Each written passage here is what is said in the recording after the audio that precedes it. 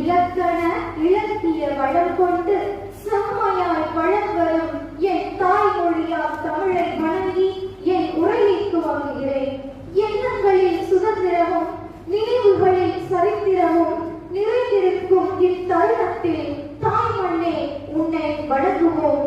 இவ்விழாவிற்கு வருகை தந்துள்ள கல்லூரி நிர்வாகத்தினர், முதல்வர், துணை முதல்வர்கள், கல்வி என்னும் பெரும் கடலில் இருந்து எங்களை கரை சேர்த்திட கலங்கரை விளக்கமாக திகழும் பேராசிரியர் பெருமக்கள் மற்றும் என்னுடன் பயிலும் சக மாணவ மாணவிகள் அனைவருக்கும் என் இனிய குடியரசு தின வாழ்த்துக்கள்.